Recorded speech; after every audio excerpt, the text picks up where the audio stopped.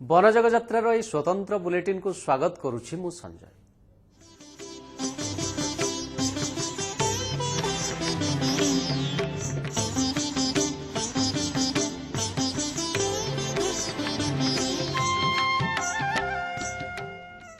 ଦୀର୍ଘ 12 ଦିନର ରହଣି ପରେ ଦେଉଳି ମଠ ଛାଡ଼ିଲେ ବନଜଗ ଯାତ୍ରୀ। ଦେଉଳି ମଠରୁ ଆସି ପହଞ୍ଚିଲେ ସୁଦର୍ଶନଙ୍କ ଦାରୁସ୍ଥଳ ଗଡ଼କୁଣ୍ଟୁଣିଆ ଗ୍ରାମରେ। ଦୀର୍ଘ 19 ବର୍ଷର ପ୍ରତୀକ୍ଷା ପରେ ଦ୍ୱିତୀୟ ଶ୍ରୀକ୍ଷେତ୍ର ପାଲଟିଥିବା ଦେଉଳି ମଠର ପରିବେଶ ଏବେ ଖାଁ ଖାଁ ପାଲଟିଥିବା ବେଳେ ଭକ୍ତିମୟ ହୋଇଉଠିଛି ଗଡ଼କୁଣ୍ଟୁଣିଆ ଗ୍ରାମ। ଏପ୍ରିଲ 2 ତାରିଖରୁ ବନଜଗ ଯାତ୍ରୀ ଦେଉଳି ମଠରେ ଅବସ୍ଥାନ କରି ମା ମଙ୍ଗଳାଙ୍କ କୃପା ପାଇ ଦିବ୍ୟଦାରୁ ଅନ୍ୱେଷଣରେ ବାହାରିଥିଲେ। ସୁଦର୍ଶନଙ୍କ ଦିବ୍ୟଦାରୁ ଠାବ ପରେ ବନଜଗ ଯାତ୍ରୀ ଦଳଙ୍କ କ୍ୟାମ୍ପ ଉଠିଲା ଗଡ଼କୁଣ୍ଟୁଣିଆଙ୍କୁ। ଆଜି ଅଭିସନ୍ନ ଗ୍ରହଣ ପରେ ଗଡ଼କୁଣ୍ଟୁଣିଆ ଅଭିମୁଖେ ଯାତ୍ରା ଆରମ୍ଭ କରିଥିଲେ ବନଜଗ ଯାତ୍ରୀ। ଲେଙ୍କା ସେବାୟତମାନେ ସର୍ବାଗ୍ରେ ଚକ୍ରନାରାୟଣ ସୁଦର୍ଶନଙ୍କୁ ଧରି ବାହାରିଥିଲେ ଦେଉଳି ମଠରୁ। ଦଳପତି ଉପଦଳପତି ବିଶ୍ୱାବସୁ ବିଦ୍ୟାପତି କ୍ଷତ୍ରିୟ ବ୍ରାହ୍ମଣଙ୍କ ସमेत ସମସ୍ତ ଦଇତାପତିମାନେ ଗଡ଼କୁଣ୍ଟୁଣିଆ ଅଭିମୁଖେ ତାଙ୍କର ଯାତ୍ରା ଆରମ୍ଭ କରିଥିଲେ। ସୁଦର୍ଶନଙ୍କ ଦାରୁସ୍ଥଳୀରେ ଆଜି ଭୂମି ସଦନ କାର୍ଯ୍ୟ ସରିଥିବା ବେଳେ ଆଗାମୀକାଲି ଯଜ୍ଞ ପାଇଁ ଅଙ୍କୁରାରୋପଣ କାର୍ଯ୍ୟ ଆରମ୍ଭ ହେବ। ବିଧି ମୁତାବକ 16ରେ ଆରମ୍ଭ ହେବ ଯଜ୍ଞାନୁଷ୍ଠାନ। ଯଜ୍ଞରେ ରାଜଗୁରୁ ପୁରୋହିତମାନେ ବନଯାଗ ବିଧିରେ ପାତାଳ ନୃସିଂହ ମନ୍ତ୍ରରେ ନୃସିଂହକୁ ଉପାସନା କରି ସହସ୍ରାଧିକ ଆହୁତି ଦେଇ ବୃକ୍ଷରେ ଆଶ୍ରିତ ଦେବତାମାନଙ୍କୁ ବୃକ୍ଷ ପରିତ୍ୟାଗ କରିବାକୁ ନିବେଦନ କରିବେ। ଅନୁକୂଳ ପୂର୍ବରୁ ସମସ୍ତେ ନିତ୍ୟକର୍ମ ସାରି ଆଜ୍ଞାମାଳ ନେଇ ଦଇତାପତି ଓ ବ୍ରାହ୍ମଣମାନେ ବିଭିନ୍ନ ବାଦ୍ୟ ସହ ସେହି ବୃକ୍ଷକୁ 7 ବେଢ଼ା ବୁଲି ସେହି ଗଛରେ ଆଜ୍ଞାମାଳ ଲାଗି କରିବେ। ଆଜ୍ଞାମାଳ ଲାଗି ହେବା ପରେ 3 ଦିନ ଧରି ଯଜ୍ଞ ଚାଲିବ। ଏହି ସମୟରେ ସମସ୍ତେ ନିର୍ଜଳା ଉପବାସରେ ରହିବେ। ଯଜ୍ଞ ପୂର୍ଣ୍ଣାହୁତି ପରେ ଦାରୁଚ୍ଛେଦନ ବିଧି ଆରମ୍ଭ ହେବ। ପ୍ରଥମେ ବିଦ୍ୟାପତି ସୁନା କୁରାଢ଼ୀରେ ଦିବ୍ୟଦାରୁଙ୍କୁ ଲାଗି କରିବେ। ତାପରେ ବିଶ୍ୱାବସୁ ରୂପା କୁରାଢ଼ୀରେ ସ୍ପର୍ଶ ଦେବା ପରେ ମହାରଣା ସେବାୟତମାନେ ଲୁହା କୁରାଢ଼ୀରେ ବୃକ୍ଷକୁ ଛେଦନ କରିବାର ବିଧି ରହିଛି।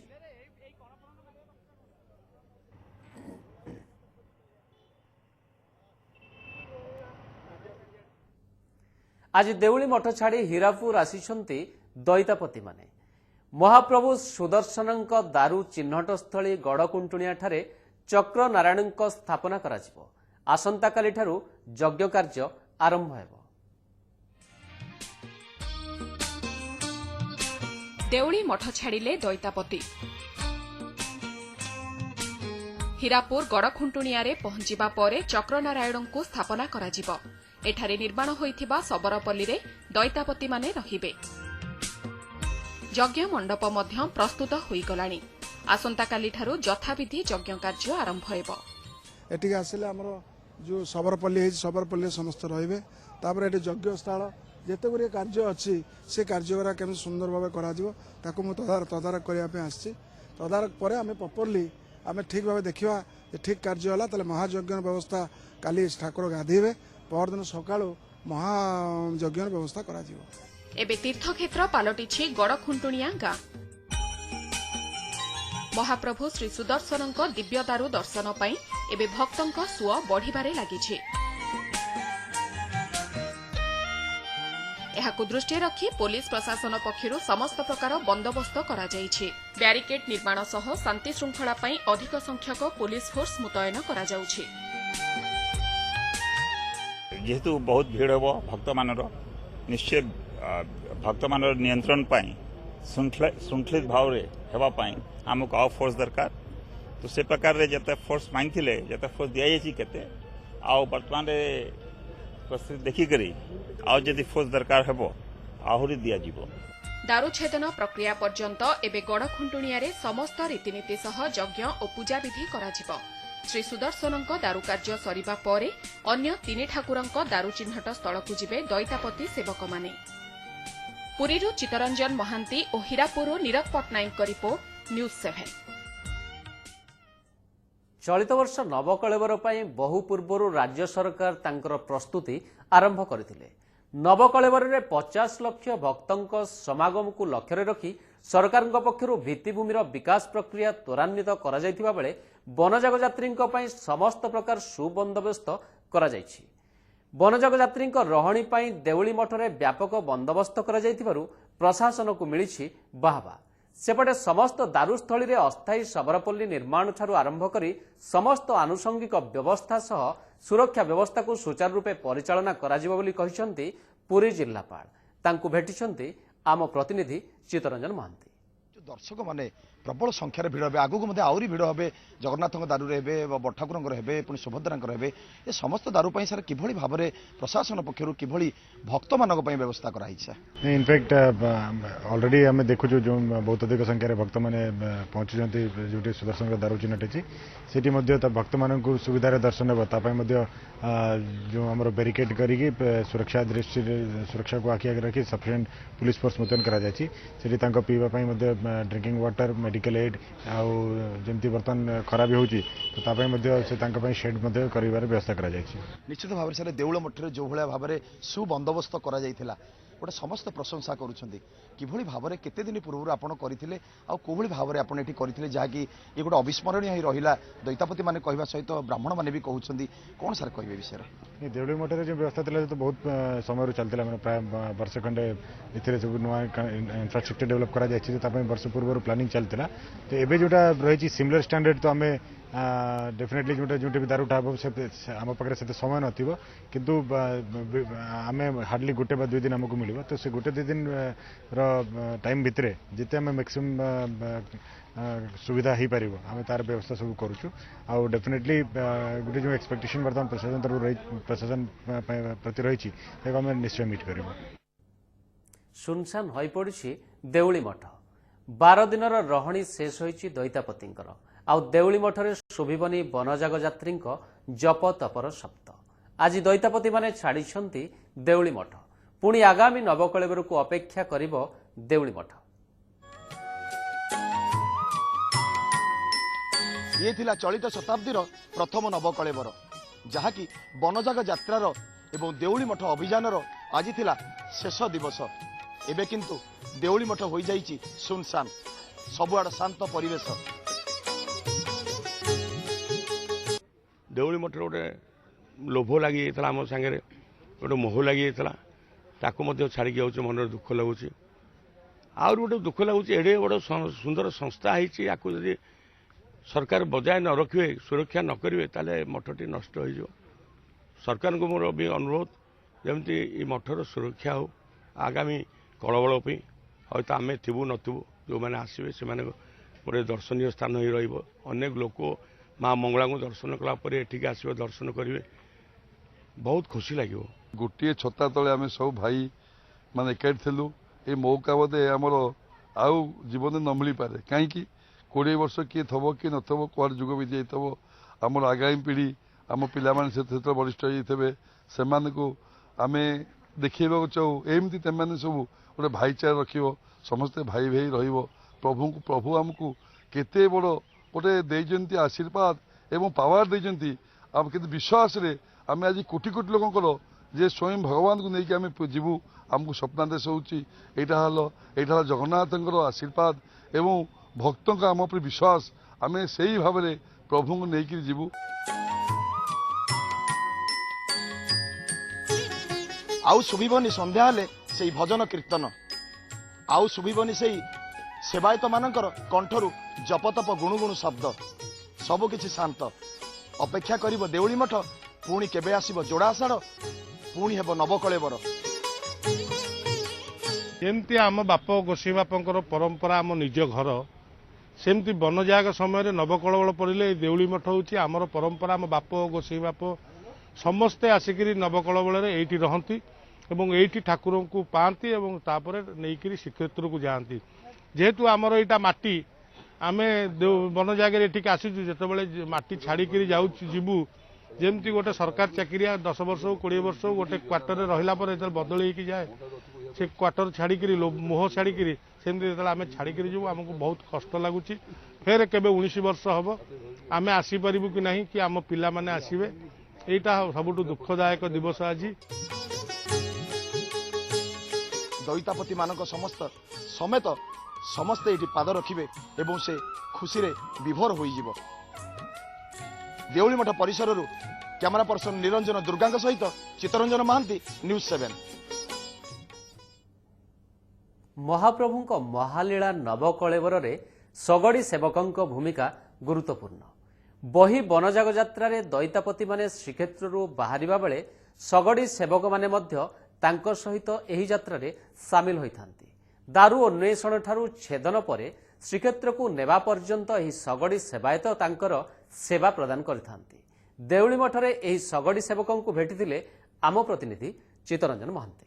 सेवकଙ୍କର सेवक किभଳି भाବରେ से सेवा करुଥିଲେ ଏବଂ से सगड़िया हिसाब रे परिचय तांकर ଏବଂ से जोभଳି भाବରେ देउली मठ पर्यंत पहुंचीछंती। जगन्नाथ बल्लभ मठ ठारू आरंभ करी विश्वावसु विद्यापतिଙ୍କର सेवा करी आछंती, दैतापति मानकर सेवा करी आछंती। तांको सहित आमे सीधा सळक कथा हेबा। विजय बाबू कोन कहिबे सेवकଙ୍କର पुनी सेवक तमे किभଳି अनुभूति केमिति से मानको बोहिके आपण नै आछंती त बाट ये तो अहोभाग्य मनीष जन्म जो भाग्य आमको मिली महाप्रभु जगन्नाथ देइछंती। विश्वास दैतापति विद्यापति मानकर सगड़ सेवा आम पाइचु। सगड़ धरिकी दीर्घ बाट धरी आम आसीचु तांकरी सेवा करी देउली मठरे पहुंचु। आ मुख्यतः हूँ आम सगड़ सेवा सगड़ बाहक हिसाब से आमको से जो सेवा देइछंती तार ऋण आम जुग जुग धरी सुझी पारिबुनी। महाप्रभु जगन्नाथ इच्छा आ विश्वास दैतापति विद्यापति है आमर महाप्रभु जगन्नाथ सी आमको सगड़ सेवा देइछंती। आम जेतेबेले बाहरलु एते बाट पथ परिश्रम करने की आम केवे कल्पना कर सब महाप्रभु जगन्नाथ इच्छा आम आसिक पहुँचलु सुरखुरे बाटर कौन असुविधा आमर है आम पाखे पाखे सिंह लगी सेवक हेले विश्वावसु दैतापति आ विद्यापति से आमको सब प्रकार सहयोग देइछंती। तांको आशीर्वाद आम आसी देउली मठरे अवस्थान करछु। आ गोटे कथा कहतु आपण बर्तमान एठारु छाड़िबे ये देउली मठर कुटीर आपण छाड़िबे सगड़ को आपण सगड़िया हिसाब से किभଳି आपण तैयारी करूछंती ये कौन ये अनुभूति पुणी एठू कुआड़ी की जीवे कौन से स्मृति रहिबा आपनकर कहिबे आम दर्शकों को। आम तो यहाँ पर सुदर्शन दर्शन पाई अनुमति पाईगलुनी किंतु देउली मठ छाड़वा माने दुखदायक। एठी जो अनुभूति आमर होती ये होते जीवन आउ मिल न पारे। तेणु जेहेतु आम समस्ते गोटे पत्र गोटे मठरे गोटे एकाठी एकत्रित होकर समस्ते आम भगवान और भक्त यही भाव आम ये समय कटेदेलु तांकर सेवा करके ये सेवा हुए तो आउ परजन्म आमको मिल न पारे। मु सगड़िया साथी तुलसीरू आसी मुझे सेवा कर विश्वापति विश्वावसु विद्यापति सेवा कर दैतापति मानकर बहुत भाव विहल थे कहिबार मध्य तांको मुहरे कौन भाषा नथिला। निश्चित भाव में ये सेवायत सेवक सेवक सेवक ये गोटे निश्चित एक अनुभूति ये नियारा अनुभूति केवल यही सबरपल्ली रे ही सीमित ये पुणी आसंता नवकलेवर को निश्चित भाव में ये स्मृति होई रहिबो। देउली मठ सबरपल्ली कैमरा पर्सन दुर्गा और निरंजन सहित चित्तरंजन महांती न्यूज 7। बनजाग यात्रा बुलेटिन रे समय होइछि एक छोट विरतिर।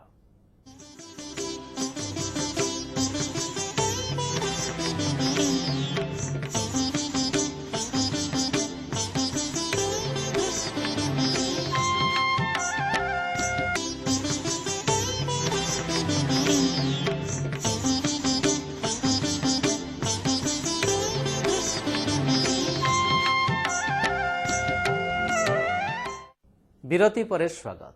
महाप्रभु श्री सुदर्शन दारू परे श्रीमंदिर प्रशासन पक्षरु विधिबद्ध घोषणा होइनथिले मध्य दैतापति ठारू मिलिथिबा सूचना अनुसार कनकपुर स्थित झंकड़ मां सारला पीठरे बड़ ठाकुर श्री बलभद्र दारू चिन्हट होइछि।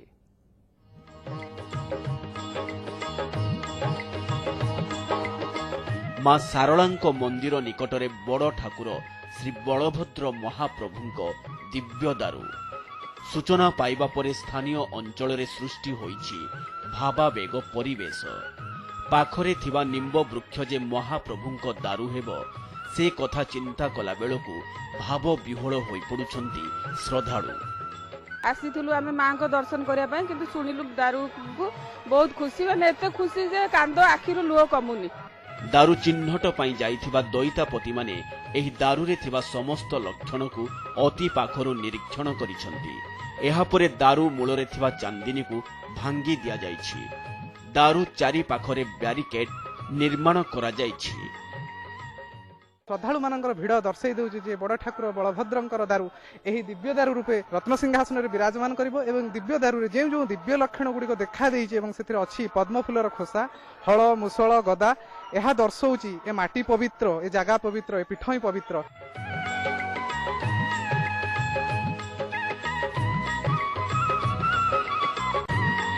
ମା ଶାରଳାଙ୍କର ପୀଠସ୍ଥଳୀ ଆଦିଶକ୍ତି ମା ଶାରଳାଙ୍କର ପୀଠସ୍ଥଳୀ ରେ ଯେଉଁଠି ବଳଭଦ୍ରଙ୍କର ଦାରୁ ଚିହ୍ନଟ କରାଯାଇଛି ଯାହାକୁ ନେଇ ସମସ୍ତଙ୍କ ମନରେ ଉତ୍କଣ୍ଠା ସମସ୍ତଙ୍କ ମନରେ ବ୍ୟଗ୍ରତା। ଜଗତସିଂହପୁର ଶାରଳା ପୀଠରୁ କ୍ୟାମେରା ପର୍ସନ ଲୋକନାଥଙ୍କ ସହ ମନୋଜ ଦାସ, ନ୍ୟୁଜ 7।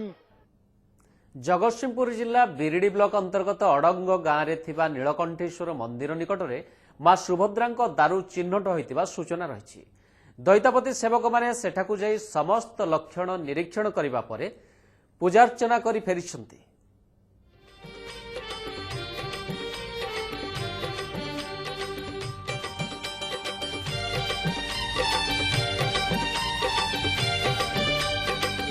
अडंगरे मां सुभद्रांक दिव्य दारू हलदी वर्ण एही दारूरे रहिछि समस्त लक्षण जहाकु तन्न तन्न करी जांच करिछंती दैतापति माने।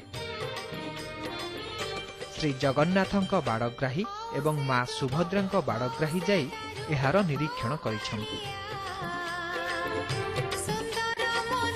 आवश्यक सूचना अनुଯାयी समस्त संकेत रहिथिबारु एहा मांक दारू होई पारिबो बोली सूचना दैछंती दैतापति सेवक माने।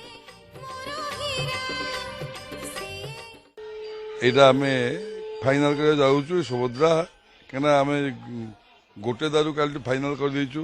आज टिके एटा देखुछन एटा देखुछु एंकु सब निर्णय करा जाउछि कोटी कोन शंख अछि गदा अछि पद्म अछि करिया परे हुंका अछि सब लक्षण लक्षण करिकिरी आपन को टिके जणाई दउ। जहाकु नै स्थानीय अंचल रे उत्कंठा बढ़ी जाइछि। दारू दर्शन पई भीड़ जमुछि सेठारे।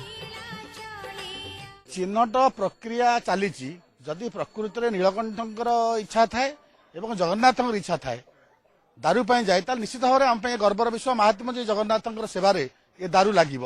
मनरे मोर बहुत दिन गोटे इच्छा थिला मु जगन्नाथଙ୍କ दारू बलभद्र वा सुभद्रा जेकोसी दारू मु केमती दिने हेले दिने टिके स्पर्श करी बा ताकू दर्शन करी एटा मोर मने मने गोटे इच्छा थिला आकांक्षा थिला मु सबुदिन जगन्नाथଙ୍କୁ स्मरण करे। दारू मूलरे थिबा पिंडी को भांगी सफा करा जाइछि। श्रद्धालु माने दीप जालिबा सह देवी सुभद्रांक दिव्य दारूंक दर्शन करुछंती। श्रीजीव दारू संधान बाहरी वनजाग दल यही निम्ब वृक्ष समस्त लक्षण खोजी पाई आउ यही खबर प्रसारित होगा पर सारा गाँव में भिड़ जमी यही निम्ब वृक्ष को देखापी आउ दारू दियों दर्शन पर केवल जे ग्रामवासी नुहतु दूर दूरांतर लोक आसी यह दर्शन कर अपेक्षा केवल आनुष्ठानिक घोषणा को। जगतसिंहपुर अढ़ंगगढ़ कैमरा पर्सन प्रदीप्त देवाशीष महांती, न्यूज 7। सेहिभଳି रघुनाथपुर ब्लॉक अंतर्गत खरीपड़िया श्रीजगन्नाथ दारू चिन्हट होइतिबा सूचना रही। एठार थिबा निम्ब गछ एक दिव्य वृक्ष बोली कहा जाउछि। खबर पाइबा परे श्रीजगन्नाथ दिव्य दारू दर्शन पई सेठाकु श्रद्धालुंक आगमन बढ़िबार लागिछि।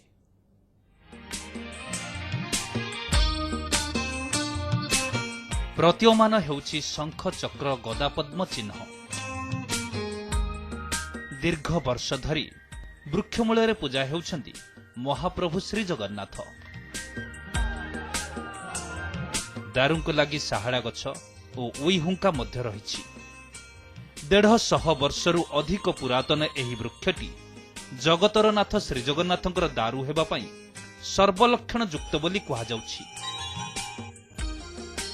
ठाकुर जो भली आकृति जो भली चिन्ह जो भली सब अच्छी ये ठाकुर पाखे जगन्नाथ दारू बेली हम बोलिक आगुरी बहुत बापा भी माने भी आगुरी कहीकि जाइछन्ति। निश्चित भाव में आम जगन्नाथ बोलिक मन भर अनुभूति होउछि। समस्त मन भीतर एक भाव विहलता कि प्रभु जगन्नाथ आम मान भितर एठी रहउतिले एवं समस्तंकर इच्छा कि से प्रभु जगन्नाथ दारू व्यवहार हेउ एवं प्रभु जगन्नाथ मूर्ति भाव में प्रभु बड़ देउल से पूजा पांतु ये हूँ समस्त मन भीतर कथा। गछरे बसिथिबा पेचांकु देखंतु। दारू चिन्हट सूचना परठारु सेमाने मध्य एही वृक्ष को छाड़ी जाउ नाहंती। मां लक्ष्मींकर वाहन पेचा हुएत महाप्रभुंकर एही दारू को जेमिति जगी रहिछंती अपलक नयनरे।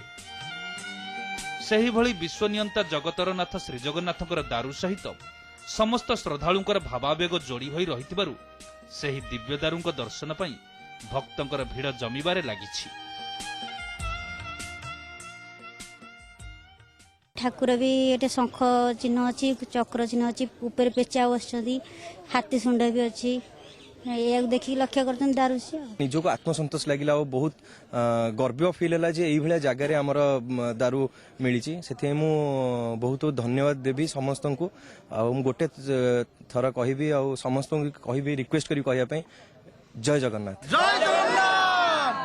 ରଘୁନାଥପୁର ଖରି ପଡ଼ିଆର ଏହି ପୀଠ ଏବେ ସାଧାରଣ ଲୋକଙ୍କ ପାଇଁ ସତେ ଯେମିତି ପାଲଟିଛି ଶ୍ରୀକ୍ଷେତ୍ର। ଶ୍ରୀ ଜଗନ୍ନାଥଙ୍କର ଦିବ୍ୟ ଦାରୁ ଏଠୁ ମିଳିବ ବୋଲି ସୂଚନା ପାଇବା ପରେ ସାଧାରଣ ଲୋକଙ୍କ ସୁଅ ଛୁଟିଛି ଏଠାକୁ। ଆଉ ରାତି ଦିନ ଚାଲିଛି ପୂଜାର୍ଚ୍ଚନା। ସମସ୍ତଙ୍କର ଆଶା ଏହି ଦିବ୍ୟ ଦାରୁ ଶ୍ରୀକ୍ଷେତ୍ରକୁ ଯିବେ ଆଉ ଏହି ଦାରୁରୁ ତିଆରି ହେବ ମହାପ୍ରଭୁ ଜଗନ୍ନାଥଙ୍କର ବିଗ୍ରହ। ଖରିପଡ଼ିଆରୁ କ୍ୟାମେରା ପର୍ସନ ଶିବଙ୍କ ସହ ମନୋଜ ଦାସ ଓ ପ୍ରଶାନ୍ତ ସ୍ୱାଇଁ, ନ୍ୟୁଜ୍ 7। ଜଗତସିଂହପୁର ଜିଲ୍ଲା ରଘୁନାଥପୁର ବ୍ଲକ ଅନ୍ତର୍ଗତ ଖରିପଡ଼ିଆ ଗାଁରେ ଶ୍ରୀଜଗନ୍ନାଥଙ୍କ ଦାରୁ ଚିହ୍ନଟ ହୋଇଥିବା ସୂଚନା ରହିଛି। ଏଠାରେ ଥିବା ନିମ୍ବ ଗଛ ଏକ ଦିବ୍ୟ ବୃକ୍ଷ ବୋଲି କୁହାଯାଉଛି। ଏହାସହ ଏହି ବୃକ୍ଷରେ ମା ଲକ୍ଷ୍ମୀଙ୍କ ବାହନ କୁହାଯାଉଥିବା ଉଲ୍ଲୁକ ବସିଥିବାର ବିରଳ ଦୃଶ୍ୟ ଦେଖିବାକୁ ମିଳିଛି। ଖବର ପାଇବା ପରେ ଶ୍ରୀଜଗନ୍ନାଥଙ୍କ ଦିବ୍ୟ ଦାରୁ ଦର୍ଶନ ପାଇଁ ସେଠାକୁ ଶ୍ରଦ୍ଧାଳୁଙ୍କ ଆଗମନ ବଢ଼ିବାରେ ଲାଗିଛି। ମହାପ୍ରଭୁ ଶ୍ରୀଜଗନ୍ନାଥଙ୍କ ଦାରୁ ନିର୍ଣ୍ଣୟରେ ସମସ୍ତ ଲକ୍ଷଣ ସହ ଯୋଡ଼ି ହୋଇଯାଇଛି ଆଉ ଏକ ଅସାଧାରଣ ସଂକେତ।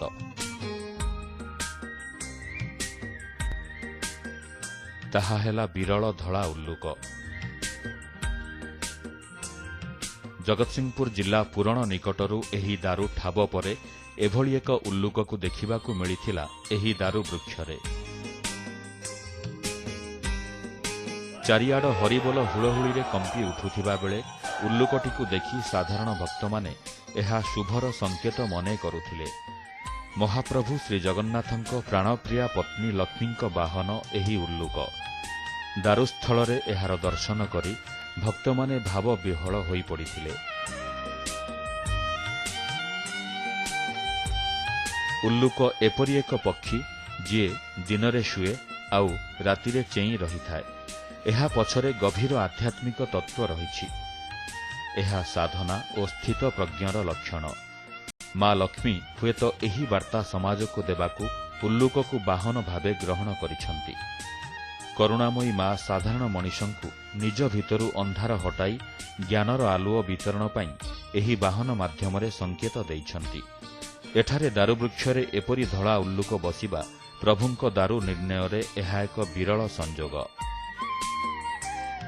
ଧଳା ଉଲ୍ଲୁକ ଏହି ଦାରୁ ବୃକ୍ଷରେ ଖୁବ୍ ନିର୍ବିକାର ଓ ସ୍ଥିର ଚିତ୍ତରେ ବସିଥିବା ଦେଖିବାକୁ ମିଳିଥିଲା।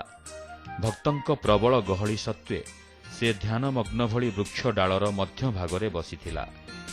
ସାଧାରଣତଃ ନାଗ, ସର୍ପ ଓ ପକ୍ଷୀ ଦାରୁଙ୍କ ସନ୍ଧାନ ବାରିପାରନ୍ତି।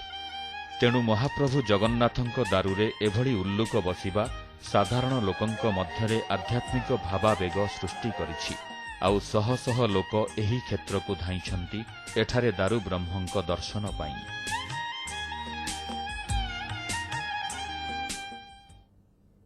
ତେବେ ଆଜି ତ ସମୟ ହୋଇଯାଇଛି ବନଜଗ ଯାତ୍ରାର ଏହି ସ୍ୱତନ୍ତ୍ର ବୁଲେଟିନ୍କୁ ଏଇଠି ରଖୁଛୁ।